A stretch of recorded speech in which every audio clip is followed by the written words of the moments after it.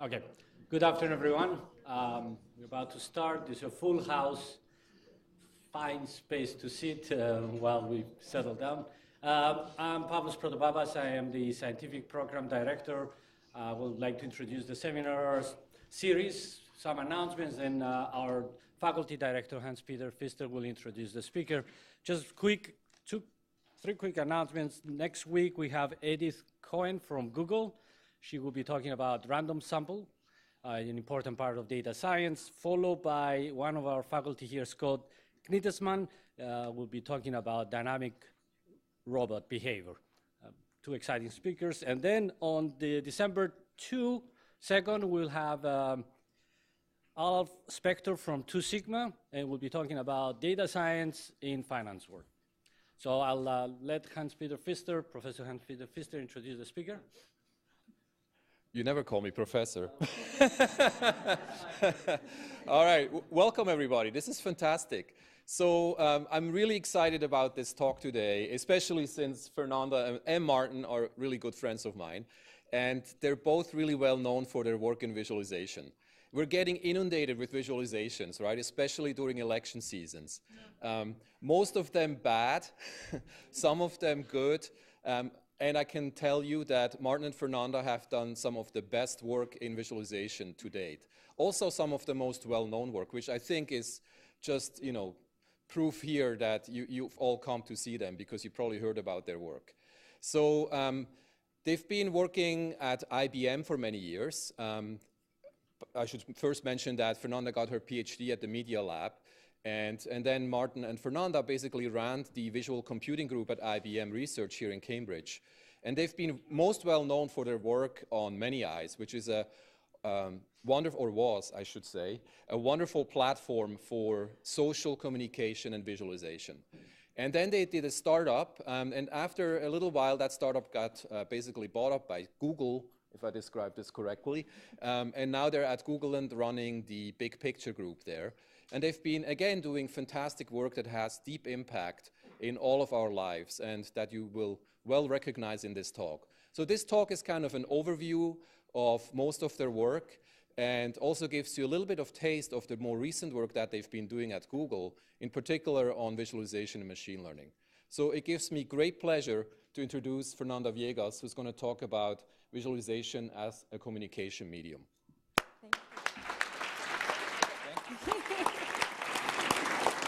Thank you. Thank you for having me. I guess everybody can hear me okay? All right, great. So thank you for the invitation. This is such an honor to be here, and it's an honor to have such a full auditorium. This is amazing. Now I feel under no pressure at all. But let's get started. As Hans-Peter said, I'm going to show you a whole bunch of projects, and with the theme of communication. So keep that in the back of your minds, how visualization can help with communication.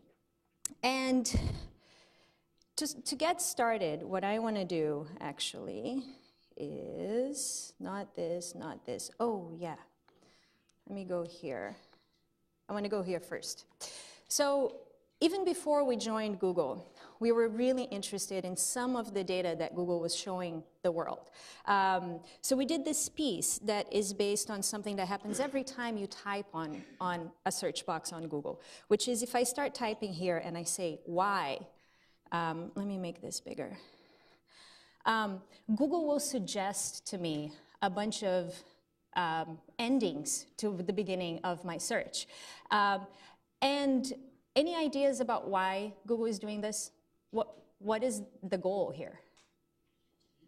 Speed, exactly, right? So Google is surfacing to me the most popular searches that complete the string I just started.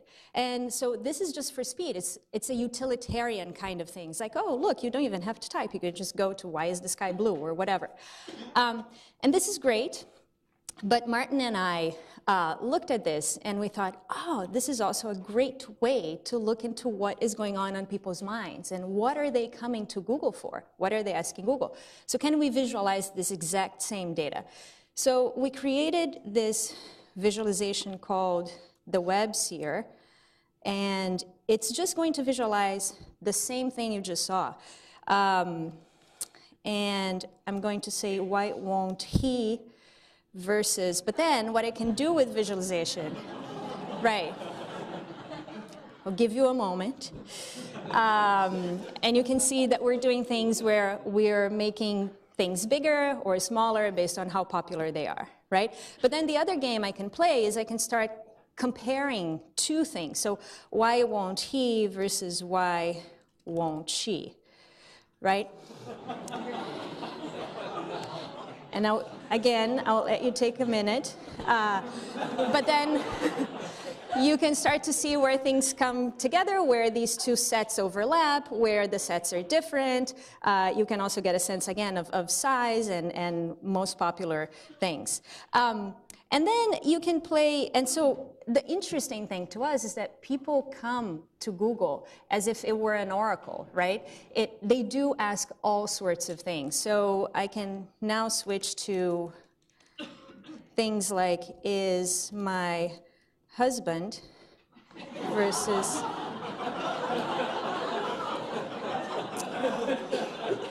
is my wife? And yeah, it is kind of funny, but not too funny. But you can definitely see how people are coming here to answer all sorts of questions, right? Is my son versus is my daughter? And again, you can just like, and this is one of the things about data that just has this power. Once you start showing the data in interesting ways, it just has this power of going from something that seems very cold and mathematical to something that just hits you in the gut. And you're like, oh my God, really? This is what parents are, concerned about or worrying about. So you start to relate to the data in a very different way. And then, obviously, I can't leave this demo without asking things like, is Trump versus is Hillary? And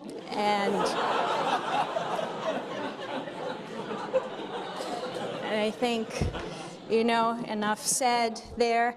But I encourage you, if you want to have fun and see what the world is all about, go to the WebSphere demo. So let me just make sure. Yeah. So now I want to take you back to the first project that I did together with Martin. I was his intern at IBM. And we were interested in looking at this new place called Wikipedia. This was 2003, and nobody knew what wikis were, let alone how Wikipedia could ever work. And so what we did is we started thinking, what is it? What can we visualize about Wikipedia that will start to give us a sense of how people are coming together and editing these articles and making them worthwhile reads, right? So, as you all know, there are Wikipedia articles, and at the bottom, I'm not showing this here, but at the bottom of each page, of each article, you have a little edit this article link. And then you click on that link and you start editing. Now, each article also has a history of all the edits that it goes through. So basically, this is a really, really, really long list of edits. And each row there tells you, like the timestamp, who was that made the edit, and if they left any comment, any little tagline saying what it is that they just did. And so we saw this, and we're like, okay, this is the data we want to visualize. This may be very interesting. We don't know. But, let's give it a try. What does that look like? And so to visualize, this is like thousands, hundreds of thousands of edits. To visualize that, we created a new technique called history flow. And so I'm going to show you this in a schematic example, and then I'll show you for real. So imagine you have three people, Mary, Suzanne, and Martin, editing the same document. And each person is colored by a different color. And so version 1 is Mary wrote version 1. Okay, so we have a vertical line in Mary's color. The length of that line is the length of the article that Mary wrote. Okay? Then on version 2, Suzanne, the blue one, comes along and adds a paragraph to the end of the article. Okay, so you just see that appendage there. And then it keeps going on and on like this. Like on version 3, some text was deleted, so you can see it shrink, the length shrink, and you can see that Martin in green added a small paragraph. Now, this is fine, but if you imagine having hundreds of lines side by side, it might be hard to see. So what we did is we also connected places where the text survives intact, okay? So you end up with these colored polygons, and you can start to see things like places where deletion happened or places where adding new text happened. And then what I'm showing you here is like 4 versions equally distanced from each other. But now what I'm doing is showing you the same data in real time. So you can see that between version 1 and version 2, there was a lot of time. And then version 3 came up right after. Okay, so you get a sense of rhythm. It's the same data. And then we can do things like highlight whichever version and show the actual text that goes with that version. Okay, so that's what history flow is like. So let me just show you history flowing practice. So this is history flow looking at data on Wikipedia from 2004, okay? And what we're looking at here is the diagram for the article on design, okay? So the diagram is what takes the most part, the biggest part of the screen. On the left here, I have the list of people who have touched this article. On the right, I have the article itself, okay? And now I have my magic wand here that I can just bring back and forth from one version to the next, and I can see how the text changes on the right, okay? All right, so this is design, not very eventful, so let's go to something that the internet likes more, cats. So this is the article on cats. We can see a few things right away. One is that more people care about cats than they do about design. Fair enough. The article on design, on cats is much, much longer, okay? And it has a ton more versions, right?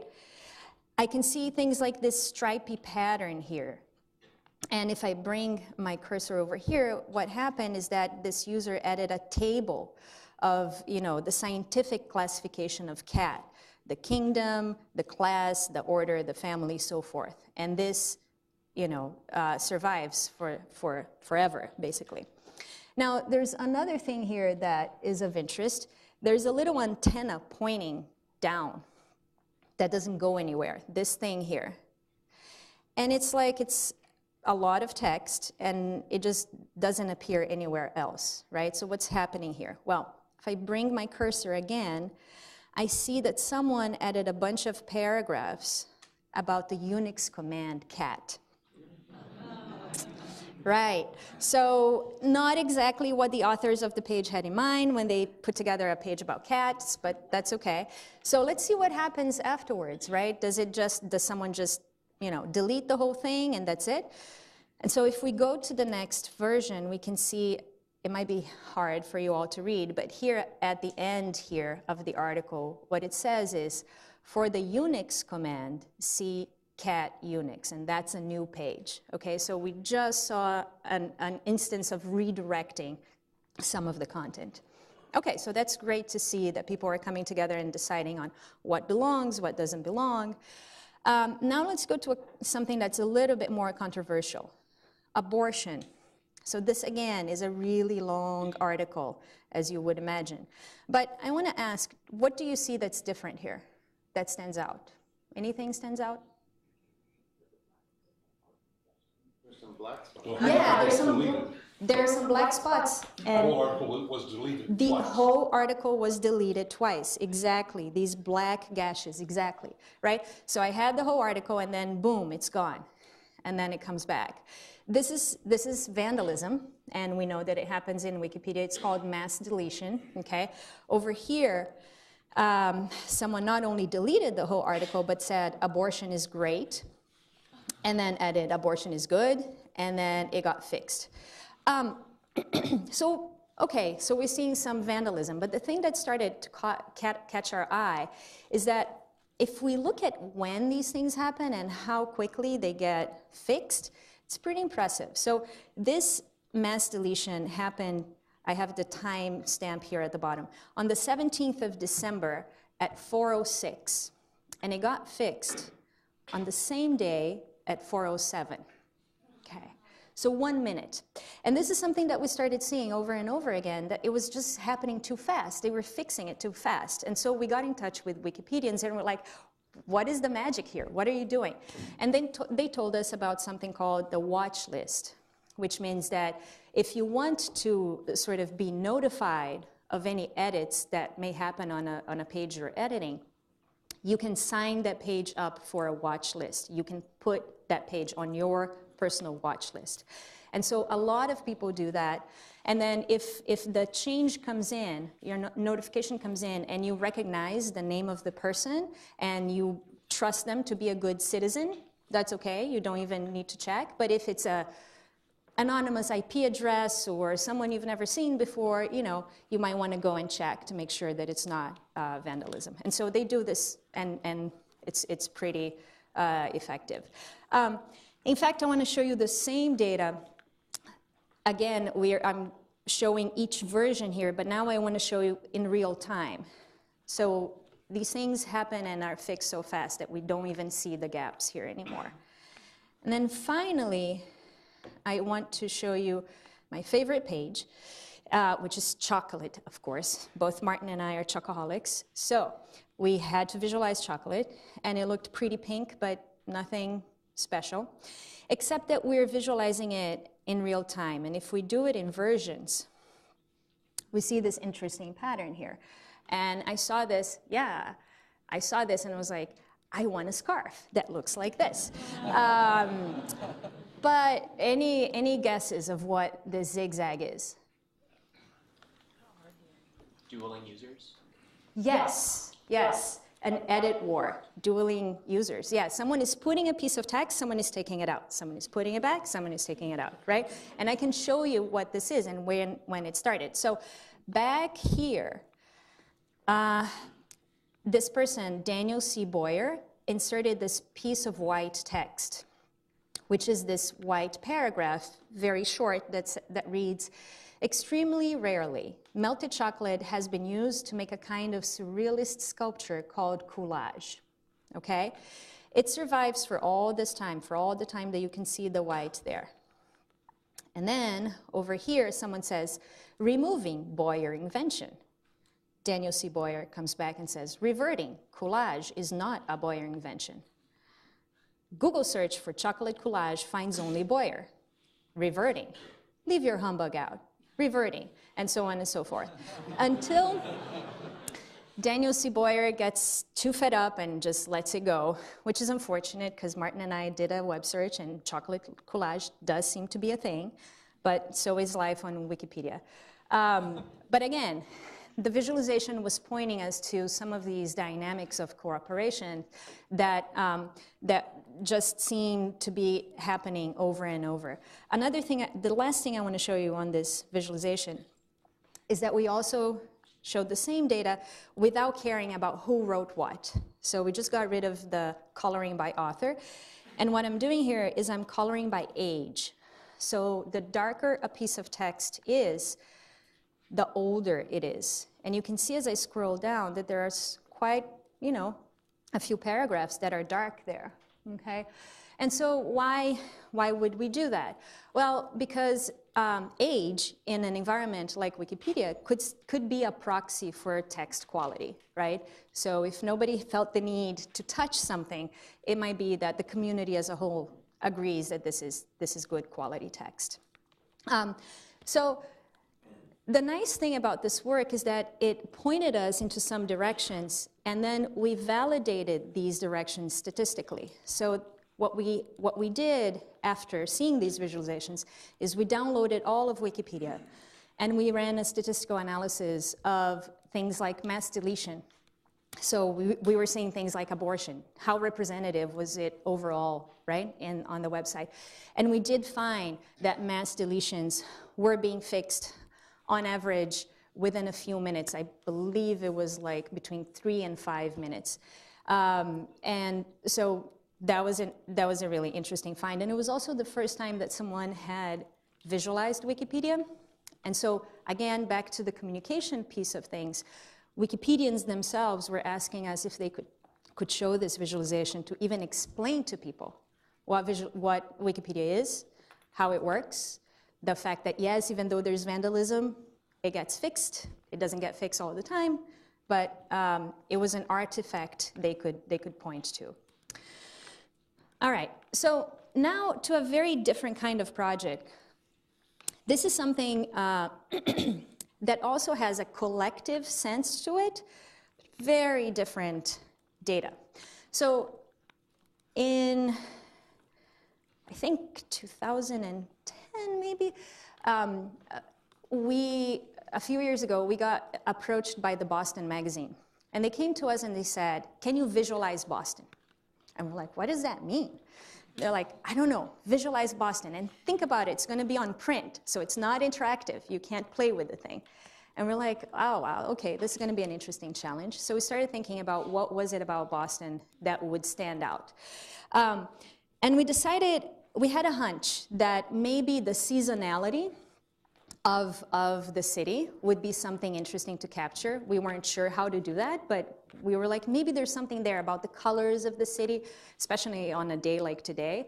How can we capture that? So what we did is we decided to go to Flickr and download all the photos we could find of the Boston Common, so tagged Boston Common, that also were under the Creative Commons license.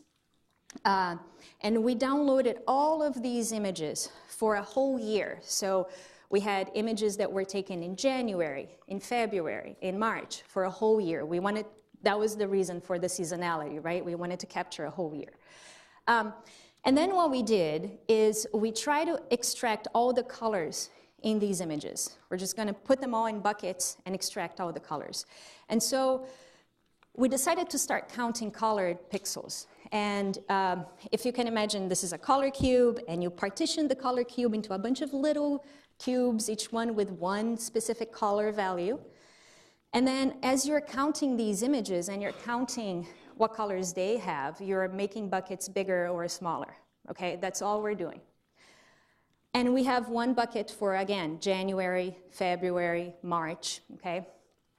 And then what we did is we decided to sort of put one, sort of interpolate between months. So the red, how does the red move from January and February and March to, you know, the peak of foliage, fall foliage and so forth? And can we put this all together in a single image? So this is the image of 1 year of Boston Commons colors on Flickr. And it starts at the bottom with January. So you can see there's a lot of grays there. We're not surprised because we've survived winters here. So we know what this means. And then you start going clockwise, and you hit April, between April and May at the top left. And you can see this nice band of like fuchsia or something coming up, like magenta, right? And those are the flowers blooming in the garden. And then you get this bulge of greens around June. And then obviously, as you get close to October and November, you get some of the earthy tones coming up. And because this is very fluid, and we decided, I mean, we made a choice. It was a design choice to make it circular because seasons are circular. So, right, we were playing with all these meanings here. It kind of, sometimes it's misleading because you think, oh, it doesn't quite change that much. But if you cut this up and you show each season at its highest, you can see just how much the distribution of colors changes from one season to the next. And this is how it showed up in the magazine, with some, you know, call outs to pictures so that hopefully people were making the connection between what they were seeing with these colors and the fact that we were taking them from regular images. I'm going to start going very fast here because I'm afraid we're going to run out of time. So now let's talk about crime. Let's talk about cybersecurity. So a couple of years ago, our team teamed up with the Google Ideas, now Jigsaw team. Their team is really interested in how to use technology to fight censorship around the world. And one of the interesting themes that came up was cybercrime. And this very oversimplified timeline tells you about how the timeline has changed for things like DDoS attacks, distributed denial of service attacks. If you were all on Twitter a couple of Fridays ago, you might have felt this when Twitter was down and Netflix was down, right? That was the biggest DDoS attacks we've ever seen. But the interesting thing is that it started back in the 90s with just hackers and pranksters. And then in the 2000s, organized crime got on the bandwagon. And it's interesting, but what happens? What does it mean that organized crime got into this? It means that what they do is sort of like how the mafia used to do with real stores. They'd be like, oh, you got a nice looking store there. Be a shame if anything happened to your store, right? That's what they do with small businesses' websites. They go, if you don't pay us however amount of money in a couple of hours, your site's coming down. And sites come down, or people pay, right?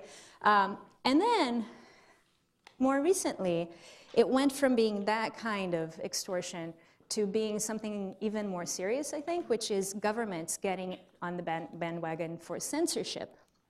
And so, and you see this, elections, as we all know, problems with hacking, problems with bringing down sites that are really important. It happens across the world. So and one of the challenges from the media perspective, how do you raise awareness, is that this is a it's technical, right? It's a hard thing to write about because you have nothing to point to. This is all happening in the back pipeline of our computers. So having a visualization that actually shows you that kind of data, hang on, let me just get my, yes, this is what I wanted. So what I'm gonna take you to now is digitalattackmap.com. And let's hope it loads fast. And basically what this is a real-time data set that Google does not own. It comes from a company here in Massachusetts called Arbor, where, oh, let's hope it loads very fast. Yeah, maybe it's under attack. I don't, yeah, that would be a first. But, oh, well, I'm gonna just keep on talking. But the real catch here was just having access to this data set. Think about it, this is a highly adversarial data set, right? Where even understanding an attack that's coming from another country, when you're using these distributed botnets, it's really hard. And people are trying to hide their identity all the time. So it was interesting to work with this kind of data set. Also, the data is so huge that we can't even visualize the entire data set. We visualize the top, I think it's like 5% of the data set, because otherwise, if we were to visualize everything, you would never see the map. That's how bad it is. And it's completely distributed. Oh, no. Okay, I'm gonna try to leave this running. Hopefully, we can come back to it at some point. But one of the things that has been interesting is just to see how journalists have been adding the visualization to their coverage. And they were one of the main audiences for this. It's like, how do you talk about this highly technical crime without having anything to show for it. And so we made, not only did we design that visualization that isn't loading, but we also made an embedded version of it so that journalists could embed a live visualization or point to a specific attack and have it show as part of their articles. Okay, so the next thing I want to show is this notion of news coverage worldwide. It's another project we did with Jigsaw. And here's sort of the motivation for this. So I'm from Brazil, and I read both the Brazilian media and the American news media. And it's fascinating to see the difference in scope and in priorities, right? It makes sense, two different countries. But there was this interesting situation where the Brazilian president was about to be impeached, and it was this huge thing. It was like all over the world. And the New York Times on the same page on the same day had this little tiny thing here on the homepage. And this was like in March, back in March, so a long time ago. And they had this huge thing about Hillary. It's interesting how prescient this is. But anyway, so part of the thing here is how much of a bubble are we in if we are only consuming news media in our own country, right? And what is it that we're missing from other countries? What is going on in other countries or in other world coverage, even international coverage, that we're not getting? And this is true of any country. So what we did is we created this visualization called Unfiltered News. And let me see if I can do this in full screen. Yeah, but I wanna reload this. Oh, look, it's the attack map. While I'm loading one, I'm gonna show you the other one. So yeah, you can see it. Wow, it's all about Austria that day. It's like the entire world is paying attention to the US and attacking the US on July 5th. And then it's Brazil. Yay! October 15th. So anyway, let me just get out of this really quickly so I can. Okay. So this is Unfiltered News, and what's happening here is we're showing a bubble, a circle for each country, okay? And the size of the circle is the amount of news coverage that we have access to in that country. And then what we can do is we can start zooming in. And as I zoom in, the topics within that country are coming up. And, you know, I could click on a topic. So Ukraine is talking about Ukraine. That makes sense. And now I clicked on Ukraine. So now I'm filtering all the world news coverage by that term, Ukraine. So lo and behold, the Ukraine and Russia are the ones, but the United Kingdom is also talking about Ukraine today. And then you can search, let's do one that's been interesting to see over time, Zika. So the Zika virus today, Russia and Vietnam, that's really interesting, and Bolivia. And then what we can do on the right here is I can scroll through all the headlines from these different countries. So this is what Bolivia is talking about when it talks about Zika today. This is what Guatemala is talking about, and so forth. The other thing that's interesting is to see over time, you see this timeline here? It's telling us how much news coverage has happened over time about Zika. And I can bring my cursor back here and see what were, oh, it's really slow. Is our network kind of not working? I'm on the guest thing, yeah. Okay, please don't use your computers, guys. All right, so September 4th, a lot more of Asian countries, and the US also, and some of Europe. If we go back even more, this is June. let's see. You can do it, visualization, you can do it. Very different set of countries, right? You have basically Brazil, Central America, some Asian countries, but that's about it.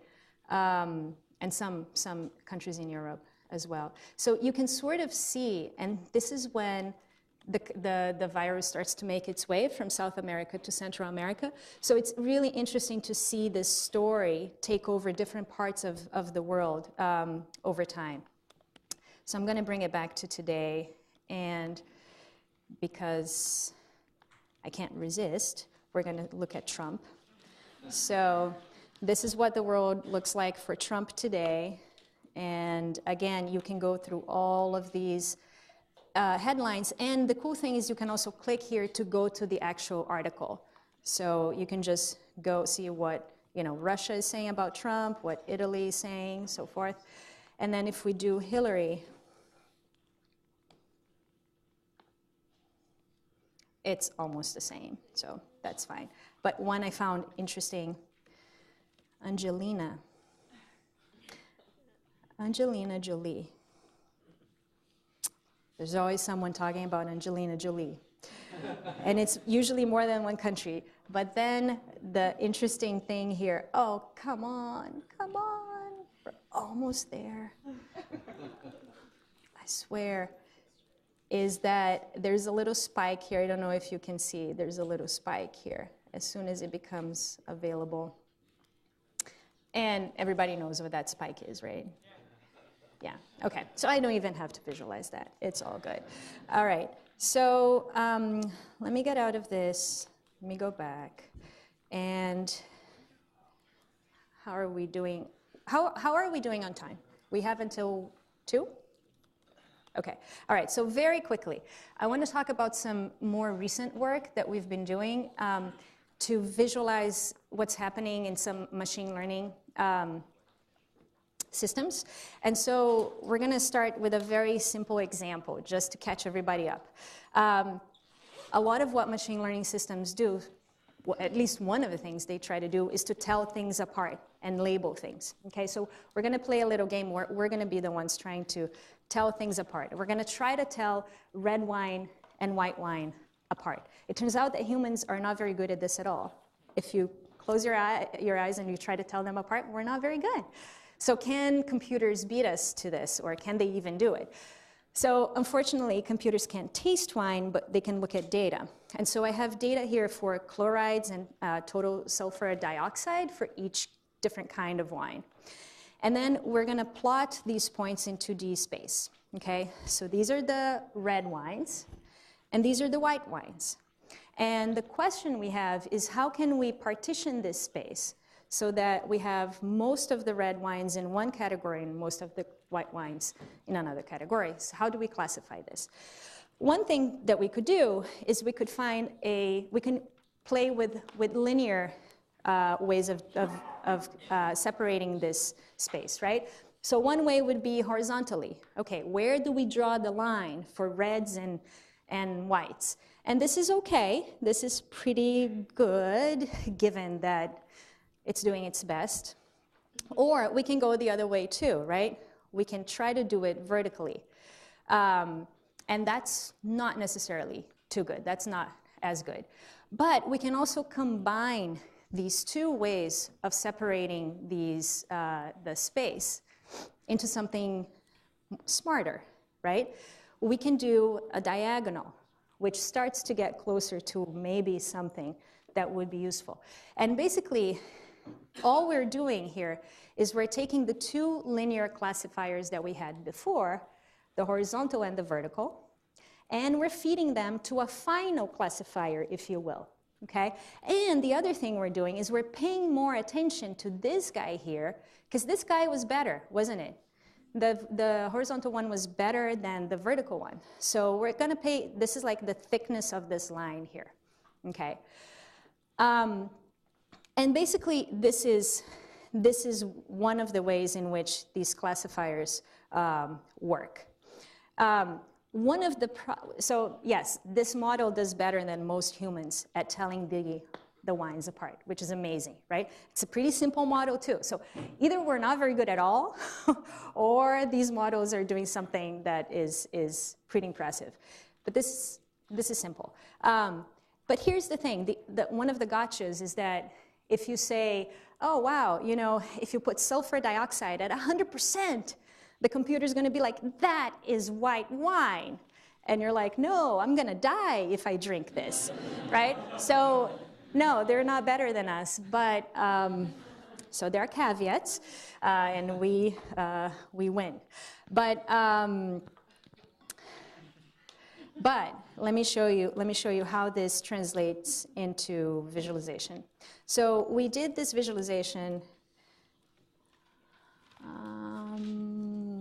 It's called the TensorFlow Playground. And what this is a way to try to introduce people to the notion of what a deep learning network does and how it works. And we're going to start with, just going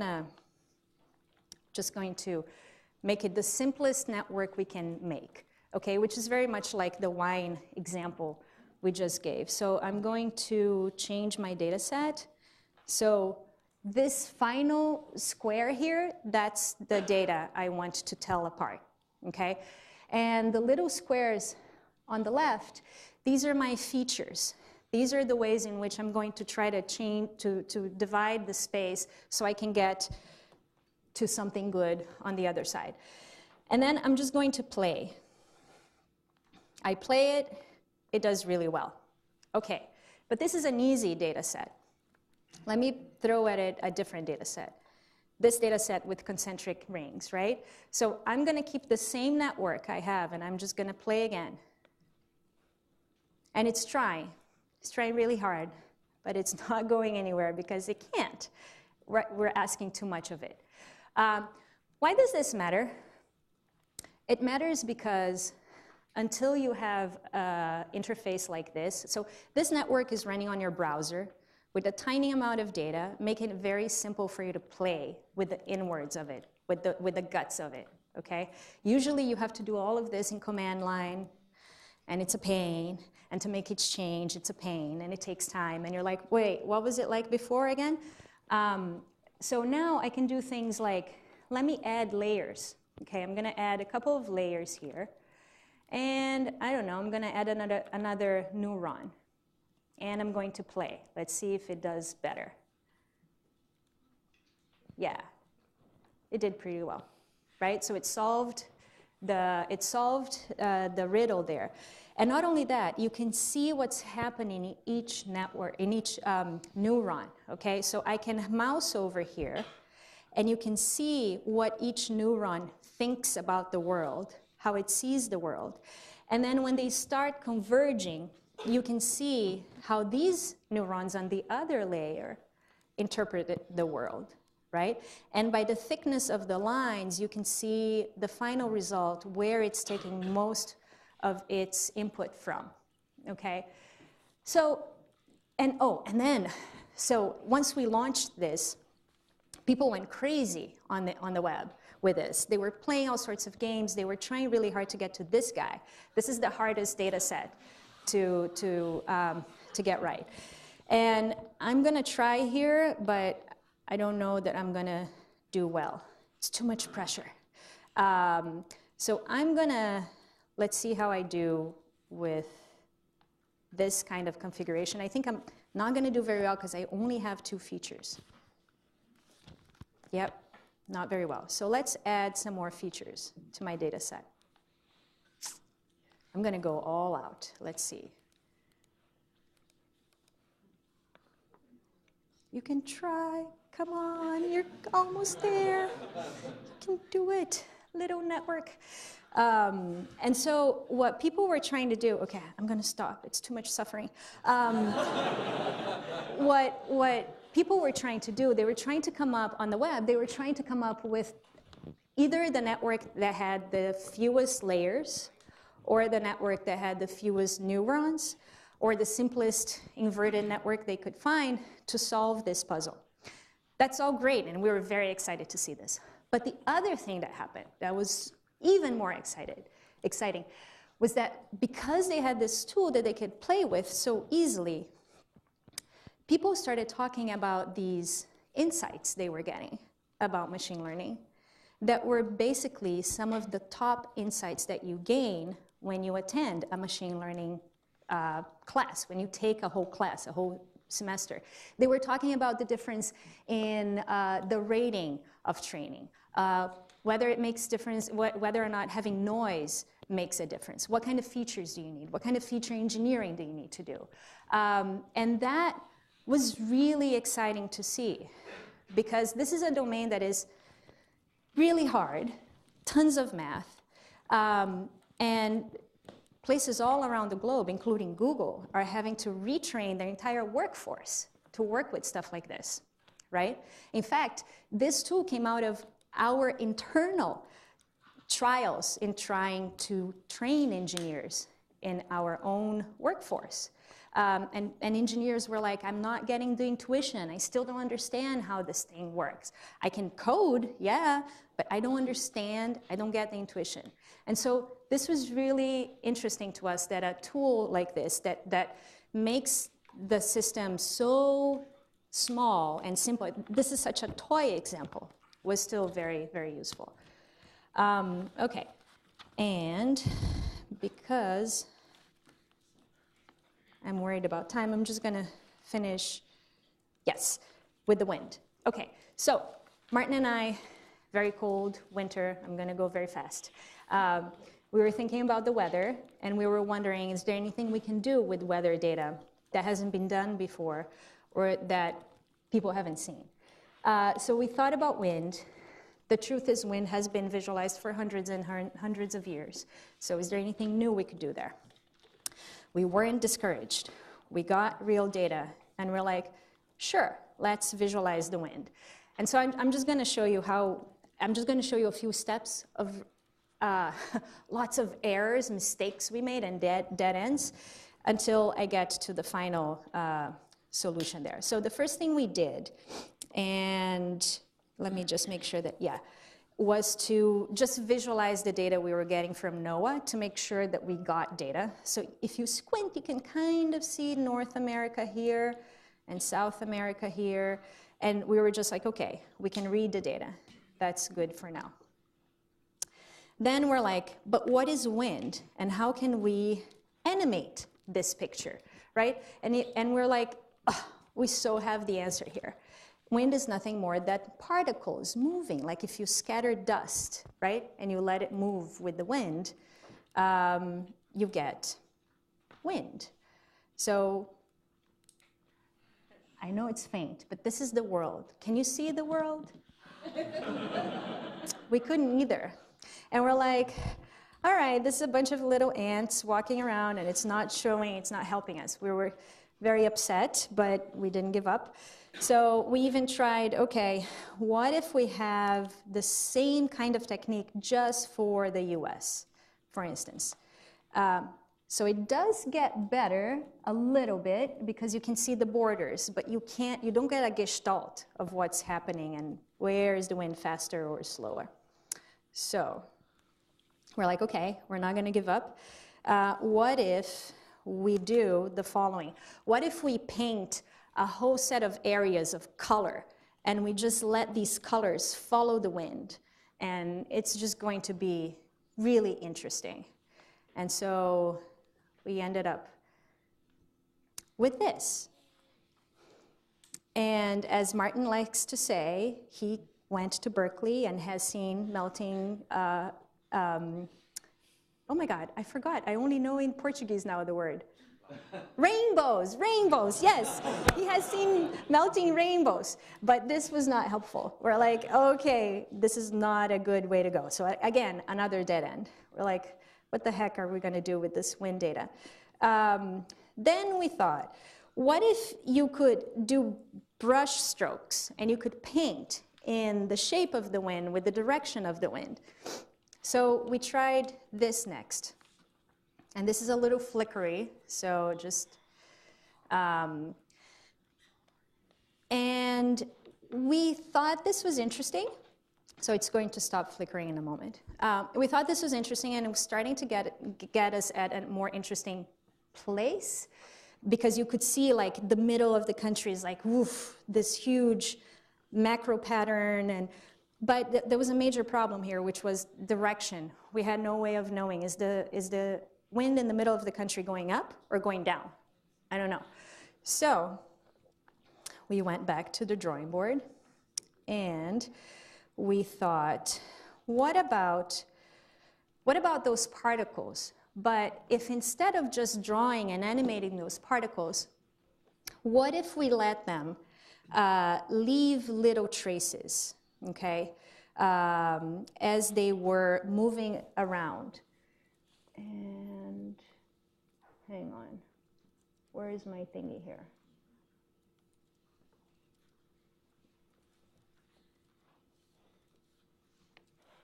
Am I getting my whole thing? I think this is where we did it. Okay, let's hope this is it. So basically, the difference was, instead of just erasing and drawing again, we were just going to leave some traces of where these traces had gone. Oh no, yeah, hang on. Where is my thing? Motion field display. Oh, here. Okay. Yes. Thank you. All right. And I shouldn't have added the other one here. Let me take that back. Let me save it. Okay. All right. So now what you see is you get a better resolved image, right? You can follow this image. You see that the swoosh of air goes north, okay, in the middle of the country, and so forth. So once we arrived here, we're like, okay, I think we have the technique down. Let's put it up. So let me go there. Let me show you the wind map. Oh, no. Let's hope that our network can deal with this. Loading. Yes, great. So this is the wind map in real time right now. So this is the wind in the US. And we can do things like I can start zooming in and see how Boston is doing. I can zoom back, zoom out, and see interesting patterns here in the mountains. But then the other thing we saw that was interesting, oh, don't go away,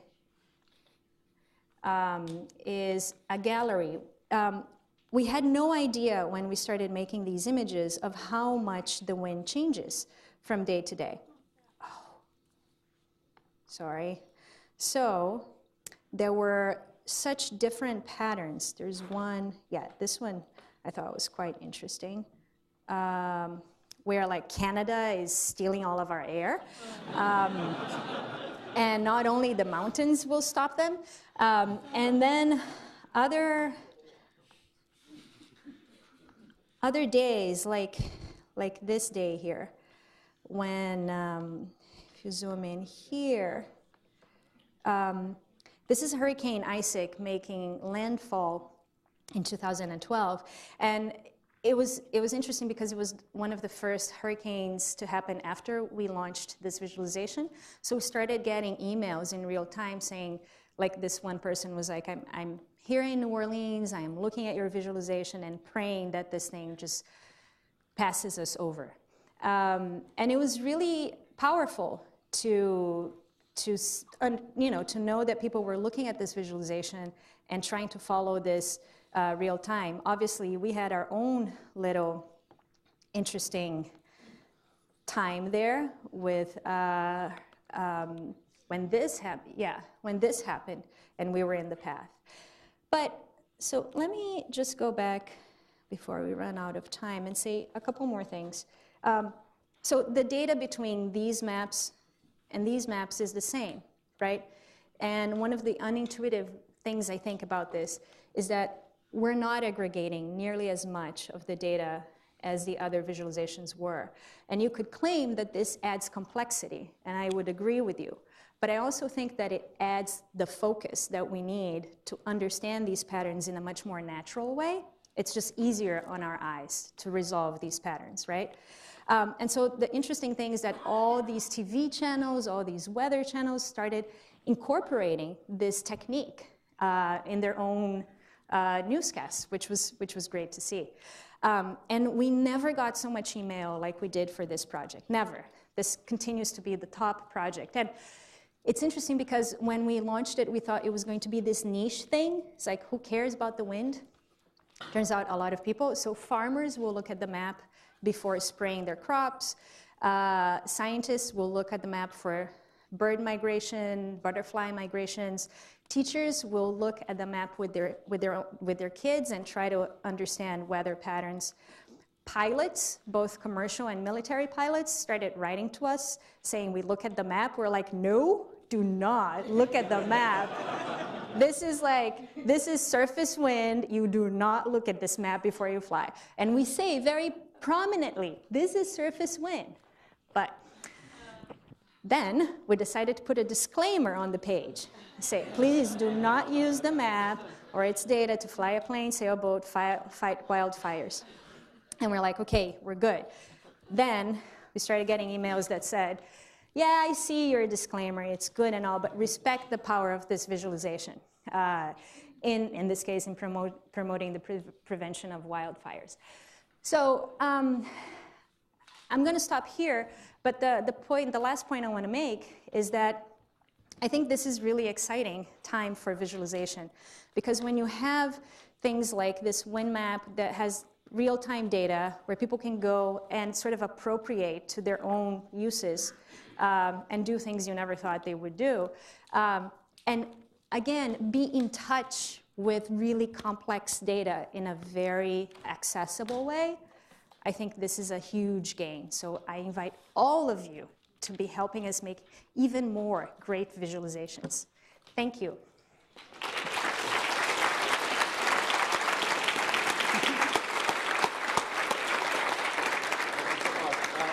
We only have time for a few questions, but please ask your questions. For the wind visualization, you said people were coming to you with all these, like, saying how they're using it. How are they finding you? Like, were they marketing this at all, or did they just like? No, it's word of mouth. We launched it on the web and we tweeted it. That's it.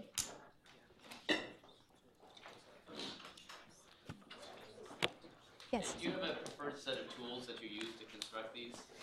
Yeah, so it used to be that we, so I don't know if you noticed, but when I was going inside the wind map thing, we built, like that prototype was done in Java, but lately we've been using more and more JavaScript, obviously, and obviously D3. D3 is the set of libraries that it's the best. So yeah, I would say those.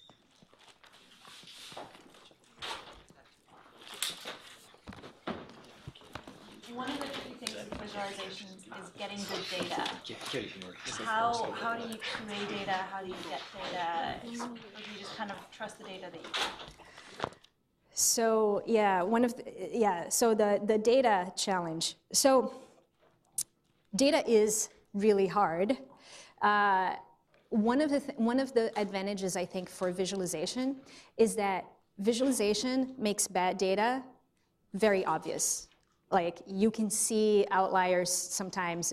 So I'll give you an example. When we were doing Many Eyes, the site that Hans-Peter alluded to, this is a site that anyone could upload data and visualize.